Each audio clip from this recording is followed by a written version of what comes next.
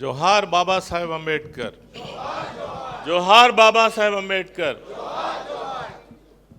अंदरिकी नमस्कारम। Doctor Babasaheb Ambedkar గారి యొక్క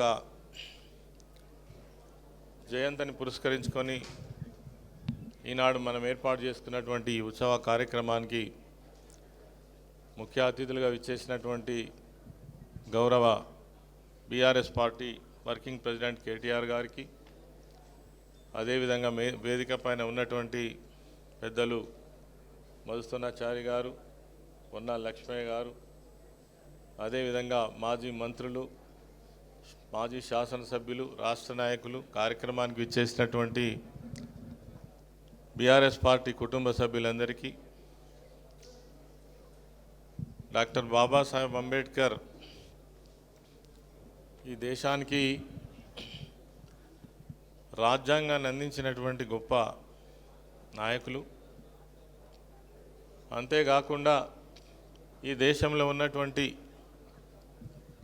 ప్రత్యేక పరిస్థితులకు వ్యతిరేకంగా, మరి ముఖ్యంగా కుల వివక్షకు వ్యతిరేకంగా అణగారిన వర్గాలను ఆదరించి వాళ్ళకు కూడా హక్కులు ఉండాలని, వాళ్ళు కూడా సాటి మనుషుల్లాగా జీవించాలని, వాళ్ళకు కూడా ఆర్థికంగా సామాజికంగా సమానత్వం ఉండాలని కోరుకున్నటువంటి మహానాయకుడు డాక్టర్ బాబాసాహెబ్ అంబేద్కర్ గారు. ప్రపంచంలో ఎక్కడ లేనిది ఈ దేశంలోనే ఉన్నటువంటి ఏకైక కుల వ్యవస్థ. అందుకే ఆనాడు బాబాసాహెబ్ అంబేద్కర్ గారు చెప్పినారు, కుల పునాదుల పైన ఈ దేశం యొక్క నిర్మాణాన్ని సాధించలేము అని.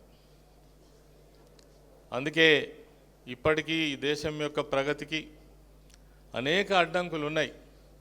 వాటన్నిటికీ పరిష్కారం చూపించాలని ప్రయత్నించినటువంటి, రాజ్యాంగంలో అనేక విషయాలు పొందుపరిచినటువంటి మహానాయకుడు డాక్టర్ బాబాసాహెబ్ అంబేద్కర్ గారు.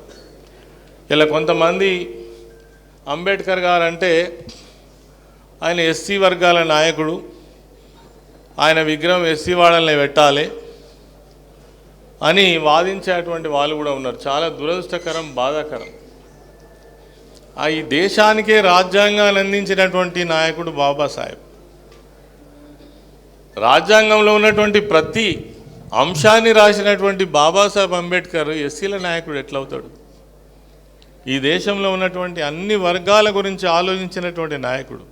ఇలా మహిళల హక్కులు ఏడికెళ్ళి వచ్చినాయి, కార్మికుల హక్కులు ఏడికెళ్ళి వచ్చినాయి, విద్యార్థుల హక్కులు ఏడికెళ్ళి వచ్చినాయి, రిజర్వేషన్స్ ఏడికెళ్ళి వచ్చినాయి, ఎస్సీలకు, బీసీలకు, ఎస్టీలకు. అసలు ఈ రాజ్యాంగ నిర్మాణం ద్వారానే ఈ దేశం యొక్క పరిపాలనను నిర్మించినటువంటి గొప్ప నాయకుడు బాబాసాహెబ్ అంబేద్కర్ గారు. అటువంటి నాయకునికి ఈరోజు ఈ దేశంలో నిజంగా దక్కాల్సినంత గౌరవం దక్కుతలేదనే నేను భావిస్తున్నా. ఎందుకంటే ఆయన ఒక చిన్న కులంలో పుట్టడమే కారణమా అని అనిపిస్తుంటుంది. అయినప్పటికీ తెలంగాణ రాష్ట్రంలో ఆర్టికల్ 3 ద్వారానే, ఎంతో ముందు చూపుతో ఆర్టికల్ 3 నుండి పొందుపరిచినటువంటి మహానేత బాబాసాహెబ్ అంబేద్కర్ గారు. ఎవరు ఊహించి ఉండరు. ఎక్కడైనా కొత్త రాష్ట్రాలు ఏర్పడాల్సి వస్తే ఆ రాష్ట్రంలో ఉన్నటువంటి రాజకీయ ఒత్తిడులు కారణం కాకూడదనే ఉద్దేశంతో ఆర్టికల్ 3ని పొందుపరచడం ద్వారా ఇలా తెలంగాణ రాష్ట్రాన్ని సాధించుకున్నాం. అందుకే మన అధినేత కేసీఆర్ గారు వారికి అత్యంత గౌరవం దక్కాలి అనే ఉద్దేశంతో అనేక సభలలో చెప్పినారు. మరి ఈరోజు తెలంగాణ రాష్ట్రంలో దేశంలో ఎక్కడ లేనటువంటి 125 అడుగుల విగ్రహం, అంటే పార్లమెంటు పోలిన బిల్డింగ్తో చూస్తే నాకు తెలుసు అది 175 అడుగుల ఎత్తైన విగ్రహం. దాన్ని ఎంతో ముందు చూపుతో దాన్ని డిజైన్ చేసింది కూడా ఆ రోజు కేసీఆర్ గారు సారే. కాబట్టి ఇలా ఒక అందమైన విగ్రహాన్ని మనం హైదరాబాద్ నగరంలో నిర్మించుకోగలిగినాం. అది వారి ఆలోచన విధానం.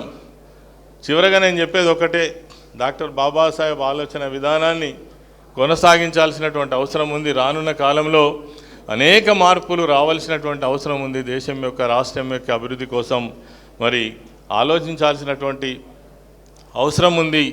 ఆలోచించడమే కాకుండా పార్టీలను నడుపుతున్నటువంటి నాయకులు కేటీఆర్ గారు లాంటి యువ నాయకులు, మన భవిష్యత్తు తరాల నాయకులు, మీరు ఇంకా గొప్పగా ఆలోచించి ఈ వర్గాలు పై చూసినప్పుడు మనం అనుకుంటున్నాం ఇంకేందా రిజర్వేషన్లు వచ్చినాయి, 70 ఏళ్ళు అయిపోయింది, వీళ్ళకి ఏమైంది అని మాట్లాడేటోళ్ళు ఉన్నారు. ఏమైందో ఒక్కసారి ఒక సర్వే చేసి చూడండి. ఎస్టీ వాడలలో ఏం జరుగుతుంది, ఎస్టీ వాడలలో ఏముంది, వాళ్ళ పరిస్థితులు ఏంది. నిజంగానే ఇందాక ప్రవీణ్ కుమార్ గారు చెప్పినట్టు నిన్నటి వరకు అంటే తెలంగాణ రాక పూర్వం వరకు చదువుకు దూరం ఉన్నటువంటి వర్గాలు వీళ్ళు. వీళ్ళు ఎప్పుడైతే గురుకుల పాఠశాలలు వచ్చినాయో చదువు అందుబాటులోకి వచ్చింది. ఇలా విదేశాలకు పోయేటువంటి అవకాశాలు వచ్చినాయి, ఉద్యోగాలు చేసే అవకాశాలు వచ్చినాయి, ధైర్యం వచ్చింది. మేము కూడా ఏమైనా చేయగలము, మాకు అవకాశాలు ఇస్తే మేము దేన్నైనా సాధించగలుగుతాం అనేటువంటి ఒక ధైర్యాన్ని ఇచ్చినటువంటి నాయకుడు కేసీఆర్ గారు. అప్పటి నుంచే ఈ వర్గాలలో ప్రతి సంవత్సరం 8 లక్షల మందికి మన గురుకుల పాఠశాలల ద్వారా గొప్ప విద్యను అందించినటువంటి ప్రభుత్వం కేసీఆర్ గారి ప్రభుత్వం. ఈ కొనసాగింపు జరగాలి. ఇదొక వైపు ఉంటే చాలా గొప్పలు చెప్పి అలా అధికారంలోకి వచ్చినటువంటి కాంగ్రెస్ ప్రభుత్వం మరి ముఖ్యంగా ఎస్సీలను అయితే నమ్మించి మోసం చేసినటువంటిది, వంచినటువంటి ప్రభుత్వం. మళ్ళీ అందులో బాబాసాహెబ్ అంబేద్కర్ గారి పేరు పెట్టుకొని ఆ రోజు దళిత బంధు పేరిట కొన్ని కుటుంబాలను ప్రతి సంవత్సరం ఒక 5 సంవత్సరాలలో 17 లక్షల కుటుంబాలను పూర్తి స్థాయిలో వాళ్ళను ఆర్థికంగా బాగు చేయాలని ఒక ప్రణాళికాబద్ధంగా కేసీఆర్ గారు ఆలోచిస్తే దాని మీద విషం జల్లి బురద జల్లి అదేదో ఎస్సీ వర్గాలకు వ్యతిరేకంగా చేస్తున్న ప్రోగ్రాం కింద దాన్ని చిత్రీకరించి ఎన్నికలలో వాడుకొని వాళ్ళని రెచ్చగొట్టి ఆ రోజు అనౌన్స్ చేసినటువంటి అంబేద్కర్ అభయాస్తం ఎందుకు అమలు చేయరు, అంబేద్కర్ గారి పేరు ఎందుకు పెట్టినరు ఆ స్కీమ్ కానీ నేను ఇలా ముఖ్యమంత్రి గారిని ప్రశ్నిస్తున్నా. మీకు నిజంగా అంబేద్కర్ జయంతి సందర్భంగా ఏమాత్రం నీతి నిజాయితీ ఉంటే, చిత్తశుద్ధి ఉంటే అంబేద్కర్ గారి పేరు పెట్టుకొని ఆ స్కీమును మీరు అవమానపరుస్తారా? ఇంతకంటే ఘోరం, ఇంతకంటే నీచం ఇంకొకటి ఉంటుందా అని కూడా నేను సందర్భంగా మనవి చేస్తున్నా. కాబట్టి ఆనాడు ఎస్సీ వర్గాల కోసం కేసీఆర్ గారు చాలా గొప్పగా ఆలోచించారు. మరి ఇలా 2.5 సంవత్సరాలు అవుతుంది. అసలు మీకు గుర్తుందా?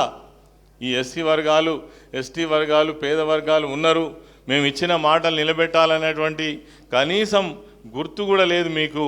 కాబట్టి ఇది చాలా దురదృష్టకరం, బాధాకరం. రానున్నటువంటి కాలంలో తిరిగి మళ్ళీ తెలంగాణ రాష్ట్రాన్ని సాధించినటువంటి మన నేత కేసీఆర్ గారి నాయకత్వంలో ఈ రాష్ట్రం మళ్ళీ ప్రభుత్వంలోకి రావాలి.